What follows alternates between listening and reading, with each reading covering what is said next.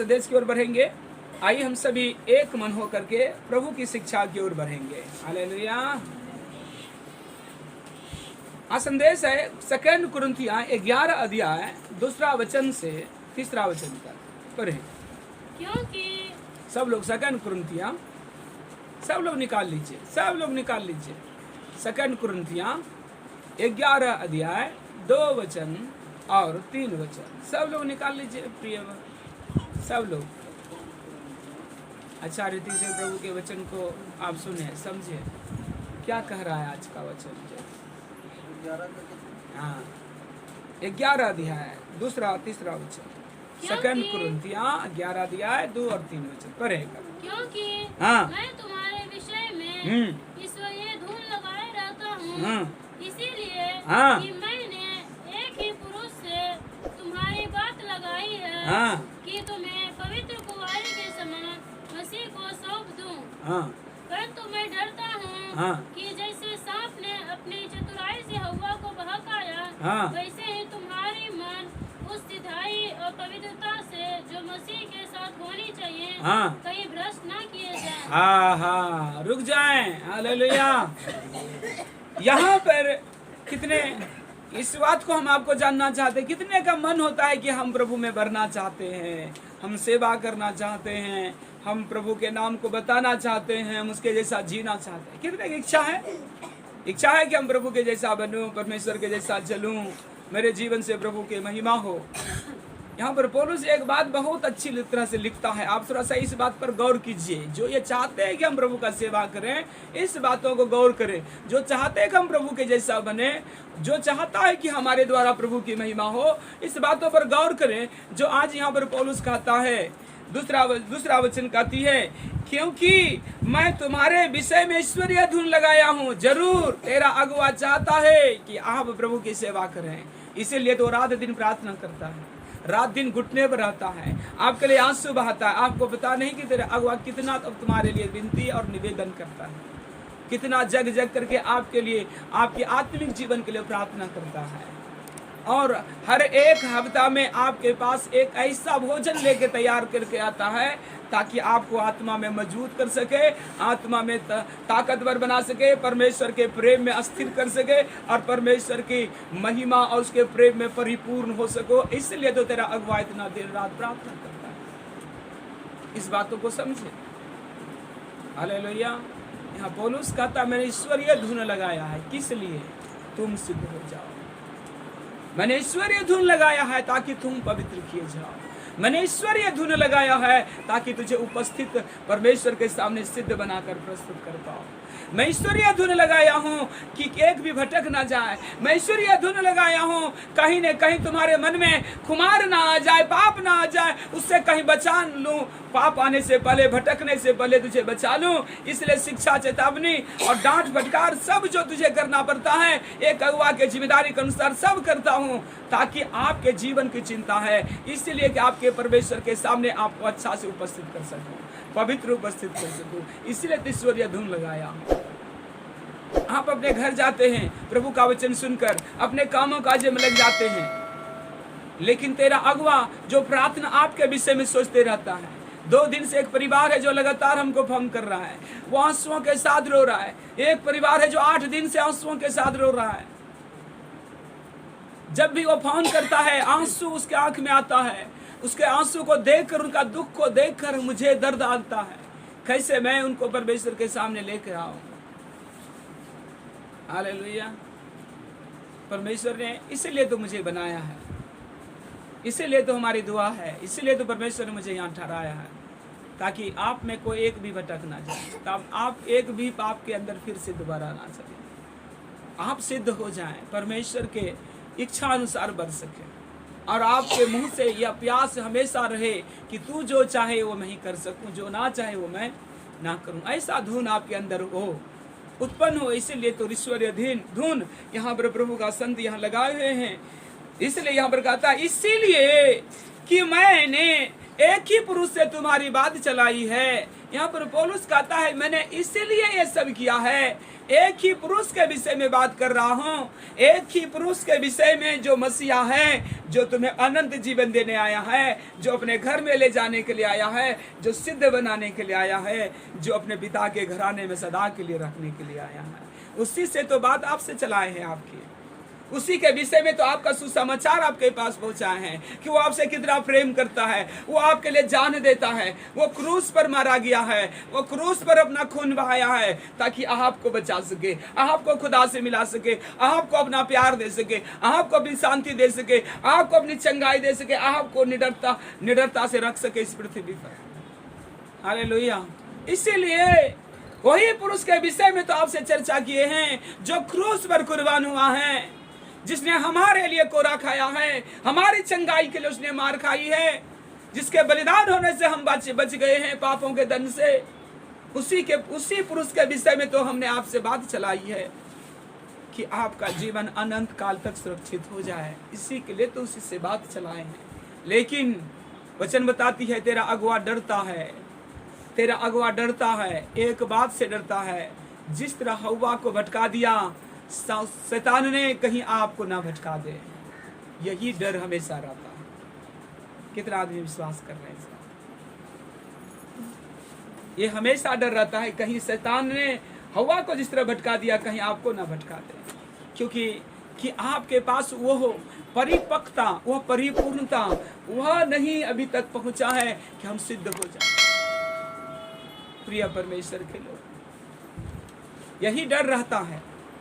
और इस बात को जब तक आप ना समझेंगे, आप किसी की बातों को स्वीकार कर लेंगे। यहाँ पौलुस कहता है मैं डर लगता है, मुझे डर लगता है, जिस तरह शैतान ने भगा दिया हव्वा को, कहीं तुमको ना भगा दे, तुमको भ्रष्ट ना कर दे, तुमको अनंत जीवन से बाहर ना कर दे। यही तो डर बना है, हम पर भी डर यही है, हमारे अंदर में यही डर लगता है।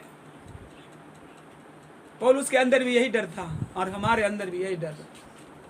क्यों ऐसा डर लगता है? क्योंकि संसार में बहुत सारे झूठे वचनवक्ता खड़े हो गए, बहुत जैसे झूठे प्रेरित खड़े हो गए। यीशु मसीह के नाम से आएंगे जय मसीह करके, भेड़ के भेष में भेड़िया घुस आएंगे और आपको नहीं पता चलेगा कैसे आ जाते हैं। वो तो दबे पांव आते हैं ना। सांप जब अंदर आती है तो पता चलता है, कोई आवाज होती है क्या? कोई खरखराहट होती है? नहीं, वो दबे पांव चल। या दूसरी तरह शैतान मनुष्य के अंदर में घुस करके जो धूर्त है, उस धूर्त जैसा मनुष्य को ढूंढता है, जो कभी भी परमेश्वर के वचन पर मन नहीं लगाया, जो कभी भी अपने पापों के लिए रियली में पश्चाताप नहीं किया। वो तो इसीलिए कलीसिया में आए, वो इसीलिए आए कि वो निर्बल लोगों को ढूंढ ले, और उसके अंदर में शैतान बसा हुआ था ताकि वो निर्बल लोगों को ढूंढे। और भेड़ के भेष में, हमने विश्वासी के भेष में शैतान उसके अंदर बसा हुआ है ताकि निर्बल लोगों को फाड़ खाए। निर्बल लोगों को जो अधूरे ज्ञान में है, जो सिद्ध ज्ञान नहीं है, जो प्रभु का आज्ञाकारी नहीं है, जो प्रभु से प्रेम नहीं करते, जो प्रभु के लिए त्याग नहीं कर सकते, उनको वो ढूंढते रहते, उसी की संगति करते, उसी को खोजते हैं, उसी के घर में जाते हैं, उसी के पास जाते हैं ताकि उनको परमेश्वर के प्रेम से अलग करे और उसको अनंत काल नरक के लिए उसको तैयार कर दे। ये बात आपको समझना जरूरी है। जब तक ना समझेंगे आप लोग नाश हो जाएंगे। इसलिए पौलुस डरता था। यही तो मेरे दुख है, यही तो बात दुख है। हालेलुया। ये वचन यही कहती है। इसलिए मैंने एक ही पुरुष से, वो पुरुष कौन है? प्रभु यीशु मसीह से आपकी बात चलाई। हे पिता, इसके अनंत काल तक तो अपने साथ रखना इस सब बच्चों को, कभी तुम्हारे हाथों से दूर ना जाए। यही पुरुष से मैंने बात चलाई है। लेकिन जैसा शैतान ने चतुराई से हव्वा को भगा दिया, क्योंकि हव्वा अधूरे ज्ञान में थी, उसी तरह आपको कहीं न भगा दे। यही बात का डर है, यही बात की हमको डर लगा रहता है। जैसा मैं तुम्हारे साथ ध्यान रखे, वैसे ही तुम्हारे मन की सिधाई और पवित्रता से जो मसीह के साथ होनी चाहिए कहीं भ्रष्ट ना कर दे। जो अभी मसीह का धूम तुम्हारे अंदर है, जो अभी मसीह के प्रति प्रेम है, कहीं तुम्हें यह प्रेम और यह समर्पण, यह आनंद भ्रष्ट ना कर दे। यही तो डर है। यह कब भ्रष्ट होता है जानते हैं?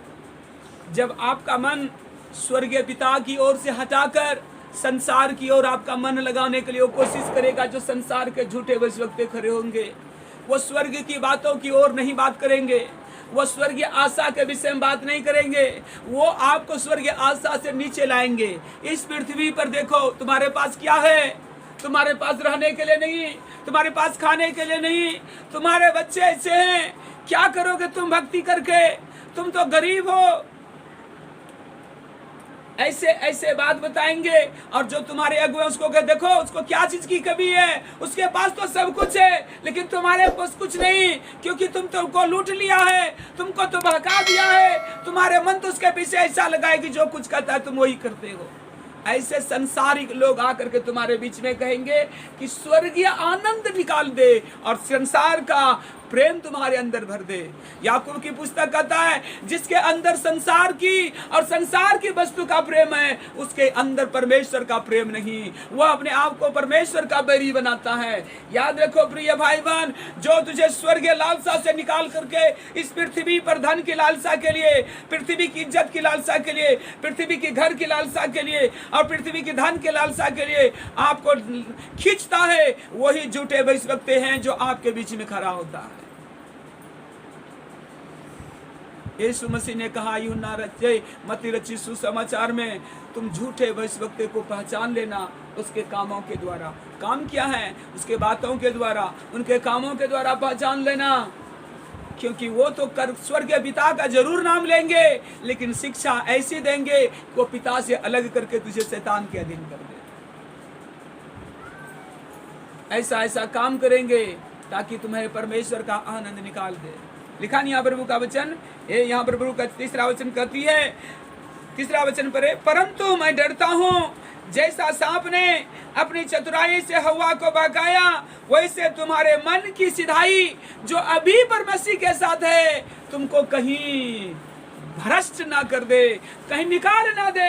वो स्वर्ग का आनंद जो अभी स्वर्गीय आनंद के लिए जी रहे हैं, जो स्वर्गीय एक आशा है आपको कि स्वर्ग में मुझे अनंत जीवन मिलेगा, इस आशा से आप जी रहे हैं, इस आनंद से जी रहे हैं। यह आनंद खत्म करके अब यह पृथ्वी का आनंद तुम्हारे अंदर ना भर दे। इसलिए डरता है। आज मैं भी डरता हूं, इसीलिए पौलुस भी डरता था। इसीलिए क्या आपके अंदर डर है? इसलिए आप अगुओं की सुनना है।